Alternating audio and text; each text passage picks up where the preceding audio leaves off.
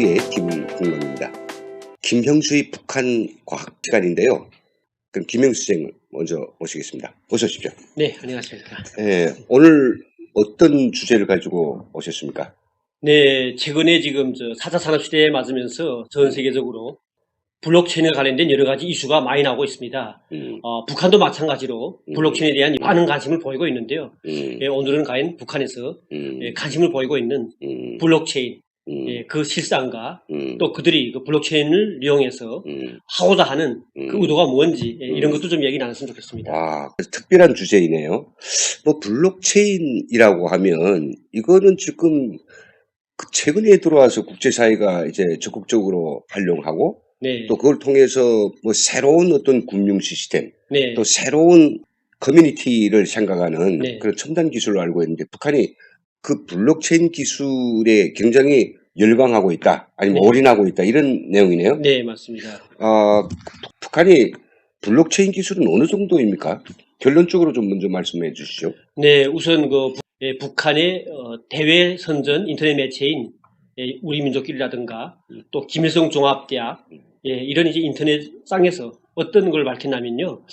올해 이제 지난 10월 1일이죠. 10월 1일부터 2일까지 과학의 전당에서 국제 블록체인 컨퍼런스를 한다고 발표한 적이 있습니다. 우와, 국제 블록체인 네, 컨퍼런스. 예. 아, 근데 그 발표하면서 거기서 이제 내심 북한에서는 블록체인에 대한 관심도를 이제 보여줬을 뿐만 아니라 그들이 지금 얻고자 하고 있는 또 지금까지 해왔던 여러 가지 문제점들에 대해서 이야기를 했습니다.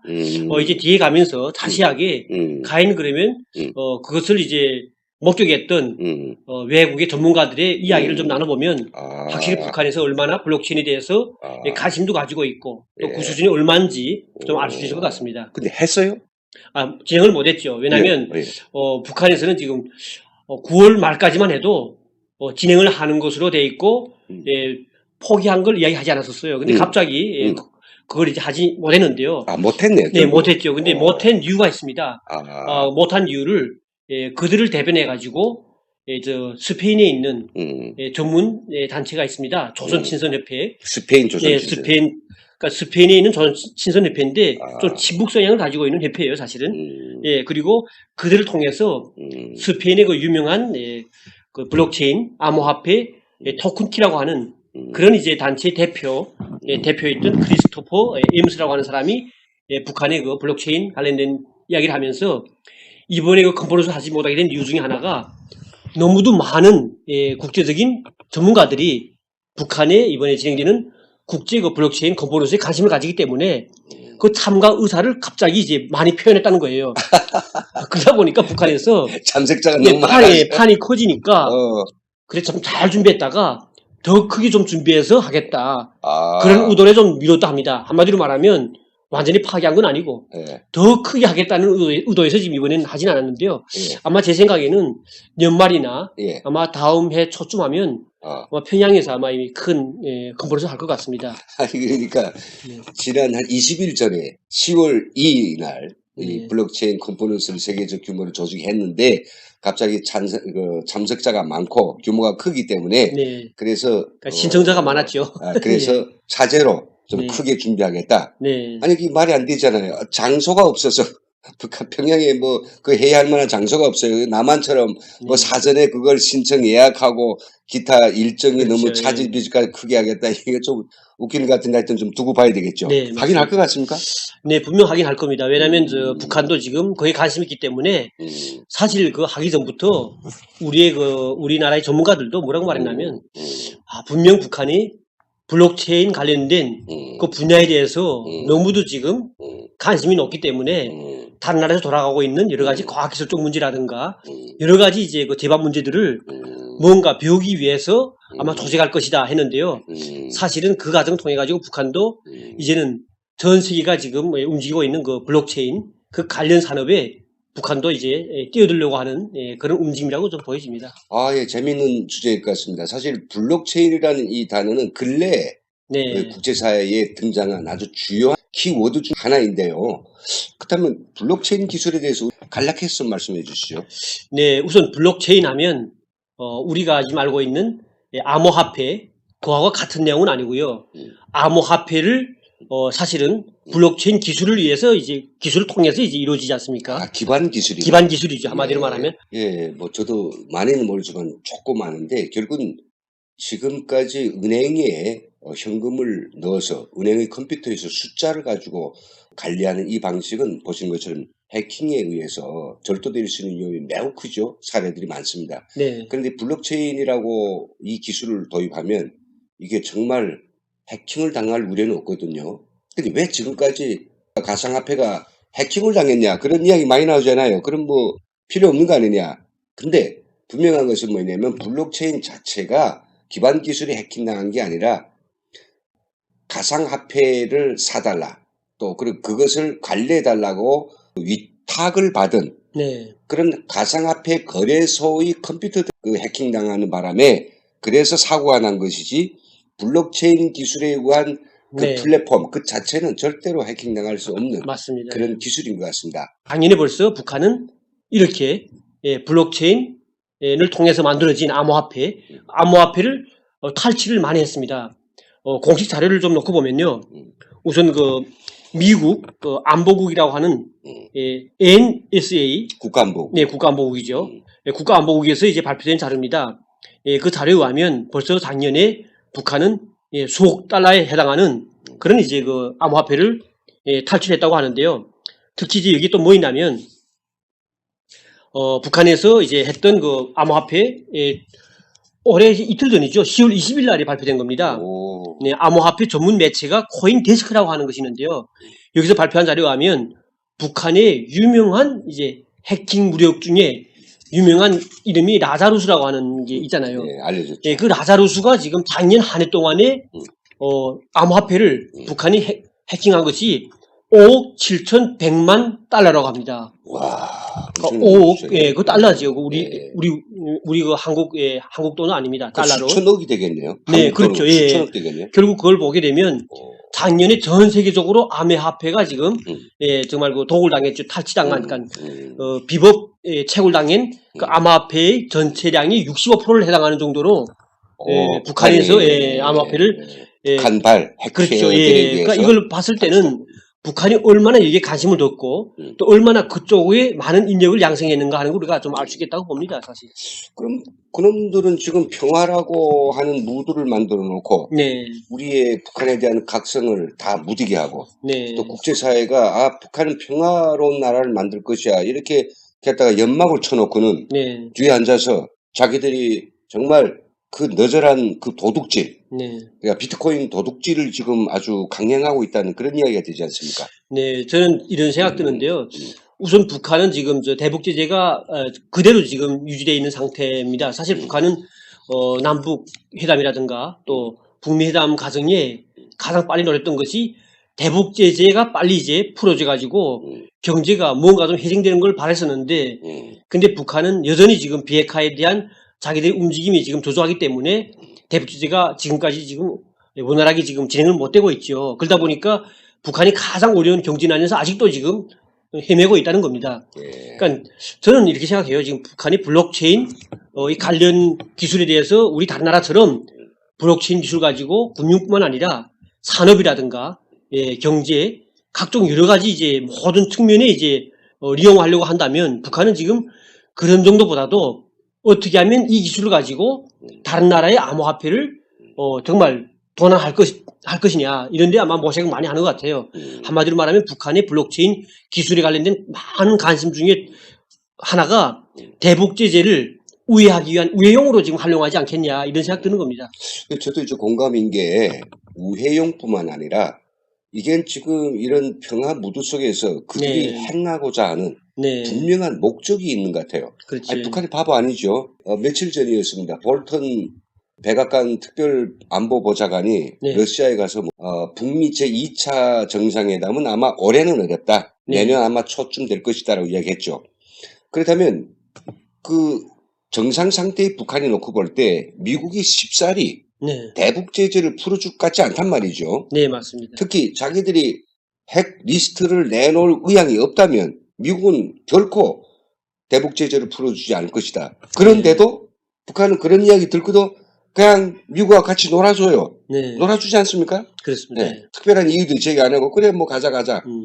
미국으로서는 11월 이 중간 선거를 좀 잘 치르지 않은 데 있고 네. 그렇다면 북한은 무엇일까요? 북한은 바로 그렇게 미국과의 평화협정 체결과 관련된 딜, 남북과의 남북 평화 무드와 관련된 이런 지금 굿을 벌려놓고 그 속에서 자기들이 이런 평화 무드 속에서만 할 수 있는 매우 중요한 목적. 전 그게 뭐냐면 남한의 국가 기반 시설들에 대한 사이버 공격을 할 수 있는 마지막 고지를 점령하자는 게 있고 네. 그리고 지금 방금 말씀하신 것처럼 비트코인이라는 이 시장에 자기들 기술적으로 완전히 장악해가지고 한 나라의 금융 결제 시스템 네. 앞으로 이 비트코인이 전 세계적 범위에서 하나의 완벽한 표준적인 네. 금융거래 시스템이 됐을 때 거기에 대해서 완벽하게 장악하고 제어할 수 있는 이런 기술을 달성하자는 게 아니겠느냐. 저는 이런 네. 것 때문에 굉장히 저는 막 두렵기까지 하거든요.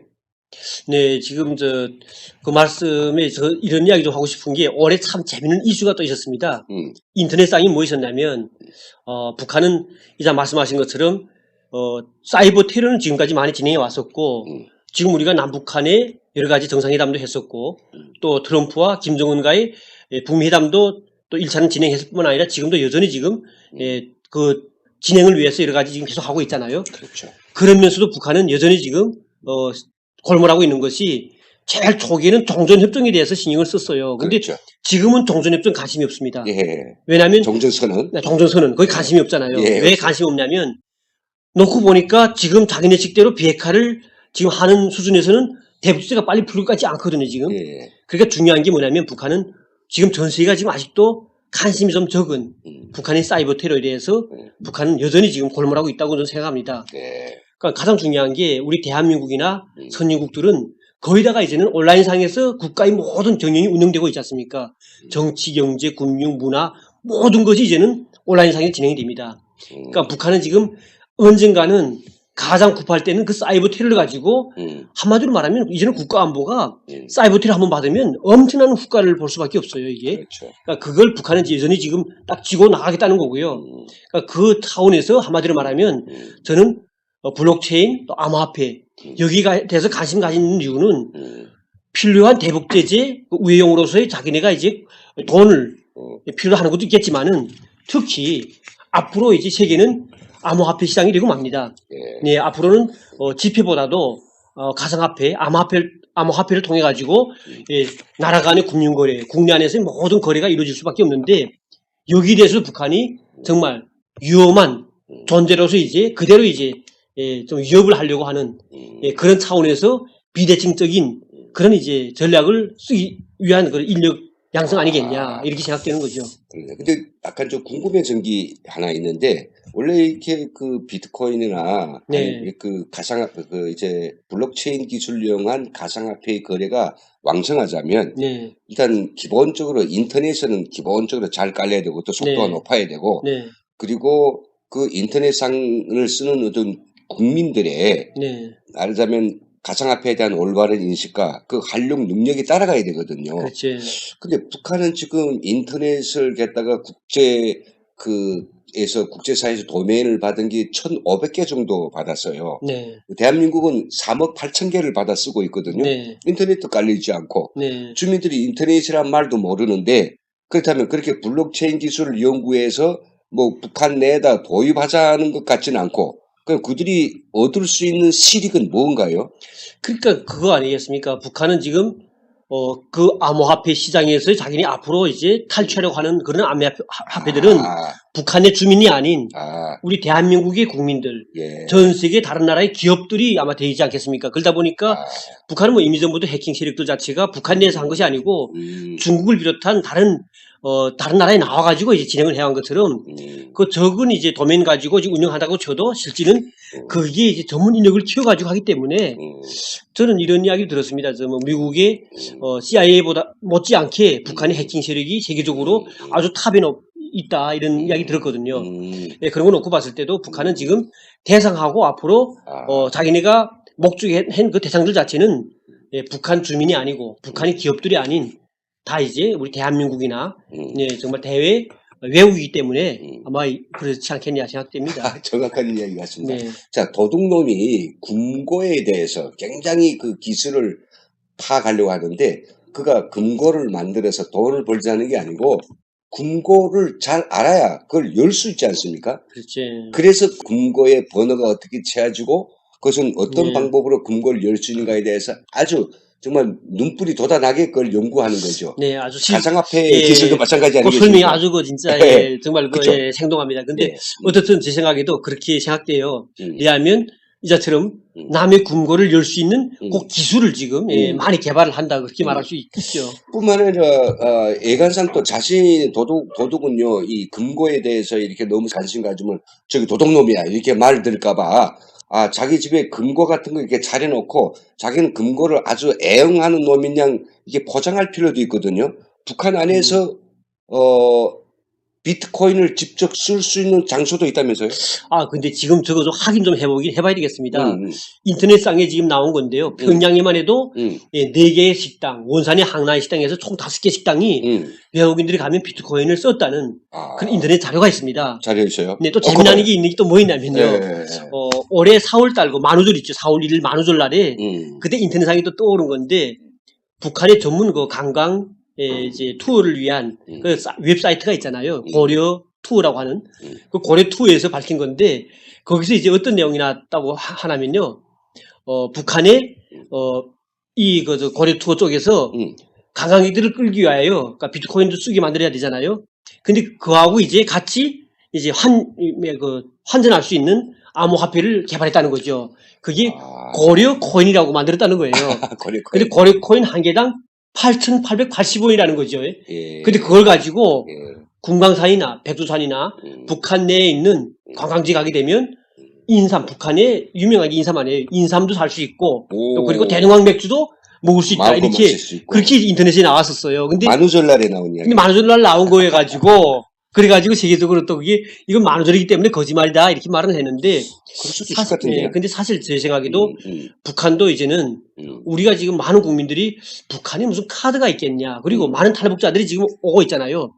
많은 분들이 와서도 북한에 비트코인 금방 온 사람 있잖아요. 물어보면 북한이 지금 암호화폐라는 걸 잘 모릅니다. 그렇게 말해요. 근데 가장 중요한 문제가 뭐냐면 우리 지금 북한 관련된 전문가들이 새로 금방 오는 탈북자들한테 북한에서 블록체인을 아느냐, 암호화폐 아느냐 물어보면 우리 금방 온 탈북자분들은 거기다가 북한은 지금 그런 게 없습니다. 모릅니다 하는 거예요. 근데 이게 문제가 뭐냐면 북한은 지금까지 핵무기 개발이라든가 또 생화무기 개발이라든가 그다음에 사이버 테러 같은 것도 특정 인원 가지고 했지 전체 국민이 알 정도로 하진 않습니다. 그렇죠, 그렇죠. 그것처럼 지금 오신 분들 자체가 북한 내에서 함경도라든가 특정 지역에서 지방에서 많이 오기 때문에 북한에서 지금까지 해오고 있는 암호화폐에 관련된 전문 기술 인력 양성이라든가 또 그들이 하고 있는 여러 가지 재반 사실들을 알 수가 없는 거죠. 전문가래도 네. IT 전문가래도 네, 그렇죠. 그 특수 분야에서 일하지 않으면 절대 알 수 없는 네. 그런 걸 놓고 봤을 때도 지금 우리가 북한에서 지금 그런 것들을 한다 안 한다 하는 거는 금방 온 탈북자들한테 물어봐도 그 특정 분야는 구체적인 답은 좀 듣기 어렵지 않겠냐 하는 생각 들고요. 그렇죠. 네, 그리고 가장 중요한 것이 우리는 이번에 북한에서 진행하려고 했던 국제 블록체인 컨퍼런스에 그때 이제 자문위원도 동원됐던 스페인의 토큰키 그 대표였던 크리스토퍼 엠스가 했던 그 말에 대해 주목을 해야 됩니다. 네, 그 대표가 한 말이 뭐냐면 북한에도 만나봤던 사람 중에 그 분야에 대해서 그러니까 암호화폐라든가 블록체인에 대해서 아는 전문가가 있을 뿐만 아니라 그들의 수준도 꽤 높았다는 그런 증언이 있었습니다. 그런 거 놓고 봤을 때도 북한은 정말 우리가 상상하지 못하는 그런 이상으로 그런 분야에 대한 사람들의 인력, 양성 또 그들을 해외 파견해 가지고 다른 나라의 기술 정보 이런 것들을 알려고 한다는 그런 걸 우리가 좀 느껴야 되겠고요. 제가 사실 북한에 있을 때 말입니다. 그때 북한에 과학기술 정보원이라고 하는 게 있습니다. 과학기술 정보원은 토탈 그 사람 거의 200여 명 되는 사람들인데 90년대, 2000년대 들어오면서 그들도 해외에 유학 갔다 왔거나 또 연구생으로 갔다 온 그러니까 석박사 과정을 그런 분들이 해외에 있는 자기 친구들을 두고 있는 사람들 중에 다른 나라에서 정보를 빼올 수 있는 이런 전문가들이죠. 아마 네, 이런 사람들 가지고 그렇죠. 모진 그런 이제 정보원들인데 북한은 그들을 꽤 활용하고 있다는 네, 그런 정보도 있습니다. 그런 걸 놓고 봤을 때도 북한의 이런 특정 분야에 대한 연구라든가 개발이라든가 이런 것들을 우리는 항상 주시해야 된다고 좀 생각합니다. 그렇죠. 이제 만약 뭐 올해 진행될지 내년에 진행될지 10월 2일 날에 하려고 했던 블록체인 막 컨퍼런스를 네. 아주 큰 규모로 북한이 다시 하겠다라고 하는데, 만일 블록체인 컨퍼런스가 나오면 여기에서는 네. 크게 두 가지 기술을 이야기하거든요. 네. 첫째는 블록체인에 의해서 만들어진 이 가상화폐를 캐는 것, 채굴하는 기술하고요. 네. 그다음에 그 채굴된 가상화폐를 유통을 시키는 것. 네. 그리고 운행을 포함한 이런 모든 인터넷 거래를 보다 안전하게 하게 하는 기술.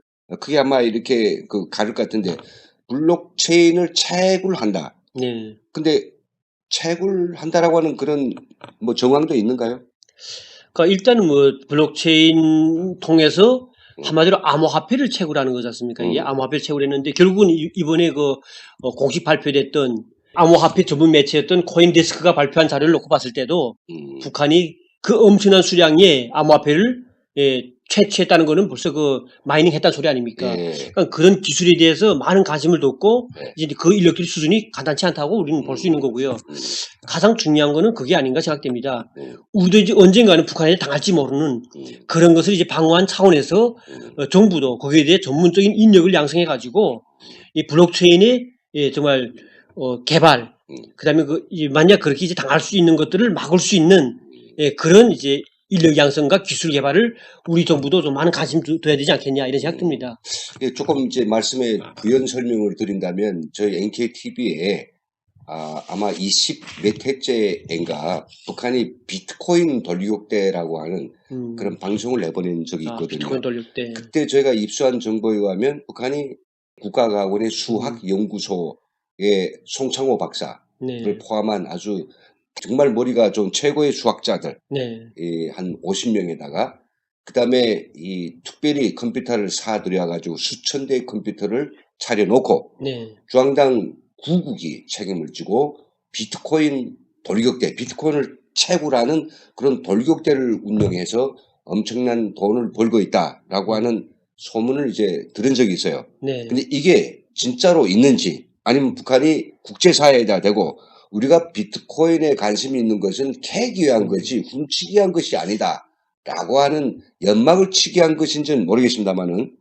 어떻든 우리가 비트코인이 북한이 좀 퐁당 빠져가지고 그에 열중하는 걸 본다고 하면 아주 불순한 의도가 있을 것입니다. 근데 늘 그래왔듯이 북한이 이런 의도들은 매우 불순한 것들이었고 매우 불법적인 것들 아니었습니까? 인터넷을 사용하는 그 용도도 보면 해킹하고 자료를 빼앗아가고 다른 사람의 컴퓨터를 못 쓰게 만들고 국가 기반 시설을 무력화시키기 위해서 자기들이 군사적 영향력을 행사하는 거 아니겠습니까? 그렇지. 만일 북한이 이 비트코인 기술이 북한에 의해서 또 이게 불법적으로 그릇되게 사용한다면 어떤 효과가 나타날 수 있는가요? 일단은 이런 생각 듭니다. 왜냐하면 그러니까 암호화폐를 북한이 마이닝, 그러니까 채굴이죠. 채굴하는 그런 기술이 높아지는 경우를 한다면, 그러면 이제 앞으로 이제 점점 발전하고 있는 그 암호화폐 시장을 완전히 혼란을 시킬 수가 있죠. 그렇죠. 그렇게 되면 우리 대한민국 암호화폐 경제 시장도 마찬가지고 전 세계 암호화폐 시장이 완전히 큰 혼란을 가질 수 있습니다. 때문에 북한의 이러한 것들을 우리 정부도 마찬가지고 전 세계가 관심을 둬야 됩니다. 북한의 핵무기나 또 생화무기 같은 것도 지난 기간에 우리가 조금 방심할 동안에 관심을 뒀지만은 그래도 그 정도 되겠냐고 방심한 동안에 이렇게 정말 우리가 상상하지 못할 정도로 정말 우리한테 큰 위협이 됐습니다. 앞으로 우리 정부도 마찬가지고요. 전 세계가 이제 그걸 관심 둬야 될 이유가 바로 여기 있다고 보고요. 앞으로 지폐보다도 사실은 암호화폐 가지고 이제 국가 간 거래도 할 수 있습니다. 이런 경우에 그때 초래될 그러한 위기는 정말 단순한 위기가 아니라 국가의 정말 안보를 위협하는 그런 정말 악순환까지도 갈 수 있지 않겠냐 이런 우려가 생각됩니다. 또 한 가지, 북한이 이 블록체인 기술을 연마를 해가지고 이 시장에 적극적으로 자기들이 이 기술을 적극적으로 활용한다면 이 북한이 불법거리의 은니성과 은폐성을 굉장히 네. 높일 수 있는 위험이 있거든요. 그렇습니다. 예를 들어서 북한이 해킹을 통해서 돈을 엄청 벌어놨어요. 근데 그것을 북한까지 가지고 들어가자면 이게 반드시 미국이 들여다보는 금융 거래 시스템에 다 포착되게 돼 있단 말이죠. 그렇지. 근데 비트코인으로 가져간다면 아주 안전하게 은밀하게 가져갈 수 있거든요. 네. 바로 북한이 여기에 뭘 받고 비트코인 기술을 발전시킬 수 있습니다. 근데 제가 다는컨대 북한이 저렇게 리스트를 내놓으라고 하는 국제사회의 정당한 요구에 이렇게 저렇게 갖다가 쇼를 하고 거짓말하면서 온당치 않게 논다면 국제사회의 대북제재는 계속될 것입니다. 어차피 할 수 없이. 그러면 애한은 점점 말라들 것이고 북한은 불법거래 그 슈퍼노트라든지 마약이라든지 그리고 핵기술과 미사일 기술을 불법거래해서 돈을 벌려고 할 것입니다. 그 돈을 어떻게 빼나가게 할 것인가? 이거는 미국을 피할 수 없습니다. 그러니 이 기술에 대해서 우리는 또 예리하게 주시해야 될 것이고 지금 현재 남한 사회는 평화 내지는 평화 공존이라는 이 말도 안 되는 도구마소에 자기절로 지금 완전 심취대에 푹 빠져 있는데요. 이런 기회를 노리고 북한이 할 수 있는 범죄적인 모든 여건과 환경을 다 만들어 놓고 어느 날에 완전히 두 쪽을 낸다면 그때는 우리 대한민국은 그들이 마수에서 특히 바로 금융에 직접적으로 손해를 입히고 또 그것을 마음대로 제어할 수 있는 그 모든 수단을 다 갖추게 된다면 그때는 우리 거미줄이 완전 틀어 잡혀 있는 그런 곤충 신세가 되지 않겠느냐 이런 그 위험을 생각해 봅니다. 참 오늘 귀한 말씀을 해주신 우리 김영수 선생님 너무나도 감사합니다. 수고 많으셨습니다. 네, 감사합니다. 네, 진짜 이런 이 팩트와 사실을 가지고 북한의 과학기술 그리고 경제를 살펴보는 김형수의 북한과학 이 시간인데요. 다음 시간에는 제가 여러분 청해서 들을 이야기가 있습니다. 만수무강 연구소의 연구사였죠. 여러분 만수무강 기대하십니까? 김일성, 김정일 그리고 지금 현재 김정은이 만수무강을 위해서 어떤 첨단 기술이 도입되고 있는지 혹시 비밀이 아니면 좀 말씀해 줄 수 있을까요? 네, 다음 시간 통해서 한번 좀 그 재미있게 좀 풀어가면 어떨까 생각합니다. 예. 한마디로 말씀드리면, 예. 북한은 우리보다 수명이 낮다고 하지만은, 예. 북한의 고해충 수명은 장난이 아닙니다. 보통 보면 지금 우리가 알고 있는 김영남이 최태복이 다 90 넘어갔습니다. 그렇죠. 그렇지만은 정정합니다. 예. 그 못지않게 많은 간부들이 그렇게 오래 살고 있습니다. 물론 김정일은 빨리 죽은 이유가 있죠. 왜냐하면 섭생을 잘못했습니다. 예, 그것 때문에 빨리 죽었지만은 보통 북한은 그분에 대한 연구를 많이 할 뿐만 아니라 그 연구를 도입한 것을 그 고위 간부들이 먹고 섭생하기 때문에 그게 오래 사는 거죠. 그에 대한 비밀을 좀 우리가 좀 다음 시간에 좀 나눠보죠. 예. 그렇습니까? 기대됩니다. 지금까지 시청해주신 여러분 감사합니다.